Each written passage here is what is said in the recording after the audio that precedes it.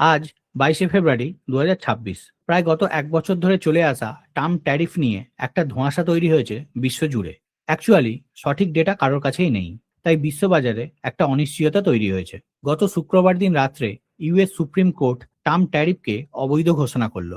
এটা করার সাথে সাথে ট্রাম্প যে যে দেশের ওপর ট্যারিফ বসিয়েছিল সেগুলো অটোমেটিক্যালি রিমুভ হয়ে গেল, যেটা অবশ্যই বিভিন্ন দেশের জন্য একটা ভালো নিউজ যারা ইউএসএ তে পণ্য এক্সপোর্ট করত। তো এই পজিটিভ নিউজের কারণে ইউএস মার্কেট থেকে শুরু করে ইউরোপিয়ান মার্কেটের ইন্ডেক্সগুলো কম বেশি 1% পজিটিভে বন্ধ করলো এবং আমাদের গিফট নিফটিও প্রায় 300 পয়েন্ট পজিটিভে বন্ধ হলো। এতক্ষণ সব ঠিকঠাক চলছিল। এরপরেই ডোনাল্ড ট্রাম্প মাঠে নামেন এবং সেকশন 122-এর ধারা প্রয়োগ করে বিশ্বের প্রত্যেকটা দেশের ওপর ফ্ল্যাট 10% ট্যারিফ ইম্পোজ করে দিলেন। এটা করার পর প্রায় প্রত্যেকটা দেশ সেইভাবে নিজেদের অ্যাডজাস্টমেন্ট করলো। সেই হিসাবে দাঁড়ালে আমাদের দেশের ওপর যা যা ট্যারিফ আগে বসিয়েছিল সেগুলো সব রিমুভ হলো এবং ট্রাম্প আসার আগে আমাদের ইন্ডিয়ান প্রোডাক্টের ওপর যে শুল্ক ছিল সেটা প্লাস ট্রাম্পের নতুন 10% বসলো। এর মানে ট্রাম্প আসার আগে ইন্ডিয়ান প্রোডাক্টের ওপর অন অ্যান অ্যাভারেজ 3.5% শুল্ক ছিল, যেটা বেড়ে 13.5% হলো। সেইভাবেই প্রত্যেকটা দেশ নিজেদেরকে অ্যাডজাস্টমেন্ট করলো। কিন্তু একদিন হতে না হতেই শনিবার রাত্রে ট্রাম্প আবারও জানালেন এই 10% শুল্কটা বেড়ে 15% করা হলো। আর এর হিসাব করে দাঁড়ালে ইন্ডিয়ার ট্যারিফ হয়ে দাঁড়ালো 3.5% প্লাস 15%, মানে টোটাল 18.5%। এবং কিছু কিছু দেশের ওপর বসানো পুরনো শুল্কর থেকেও নতুন শুল্ক পার্সেন্টেজ অনেকটা কম। তাই এই ট্যারিফ নিয়ে বিশ্বজুড়ে একটা দুশ্চিন্তা রয়েছে। প্লাস ট্রাম্প এটাও বলেছেন ইন্ডিয়ান প্রোডাক্টের জন্য আগের পার্সেন্টেজ মানে 18%ই থাকবে। তো এখানেও একটা ধোঁয়াশা তৈরি হয়েছে যে ইন্ডিয়ান প্রোডাক্টের ওপর 18% না 18.5% শুল্ক নির্ধারিত হবে। এবং অ্যানালিসিসদের মতে বহু দেশের ওপর থেকে শুল্কের হার কমলেও এখনই ট্রাম্প ট্যারিফের ফাঁস থেকে মুক্তি মিলছে না। কারণ ইউএস সংবিধানে একাধিক আইন আছে যা ব্যবহার করে আগামী দিনে বিভিন্ন দেশের ওপর শুল্কের অঙ্ক বাড়িয়ে দিতে পারে এবং পুরনো স্তরে যেখানে শুল্ক ছিল সেখানেই পৌঁছে দিতে পারে, যেটা আবারও বিশ্ববাজারকে একটা অনিশ্চয়তার দিকে ঠেলে দিতে পারে। এবং সব থেকে বড় কথা, ট্রাম্প নিজে কি করবেন নিজেই জানেন না। কখনো 10%, কখনো 15%, আবার হয়তো যখন ভিডিও বানাচ্ছি তারপরে হয়তো 20% করলো। তো এটা নিয়ে বলা খুব মুশকিল।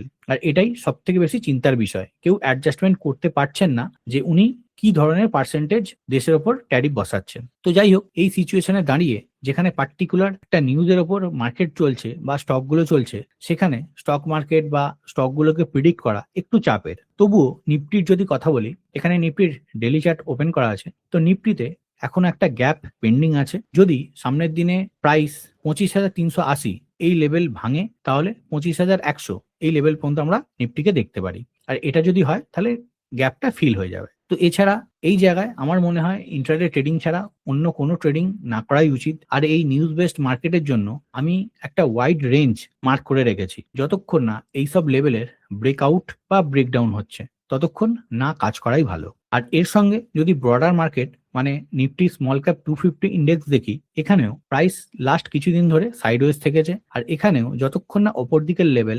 16,890 এর উপরে ক্লোজ আসছে ততদিন পোর্টফোলিও প্লাস ট্রেডিংটা না করাই উচিত, বিশেষ করে স্মল ক্যাপ এবং মিড ক্যাপ সেক্টরের স্টকগুলোতে। তো as compare to large cap অনেকটা সেফ ট্রেডিং এর জন্য। তাই আগের ভিডিওতেও দুটো লার্জ ক্যাপ স্টক নিয়ে ডিসকাস করেছিলাম, যার মধ্যে আইটিসি যেখানে ডিসকাস করেছিলাম সেই লেভেলেই আছে এবং টরেন্ট পাওয়ার যেটা 7 থেকে 8% আপ মুভ করেছে। তো আজকে সেই রকমই দুটো লার্জ ক্যাপ স্টক নিয়ে ডিসকাস করব যাদের টেকনিক্যাল এবং ফিনান্সিয়াল খুব ভালো জায়গায় আছে। First company Indian bank, one of the largest PSU bank.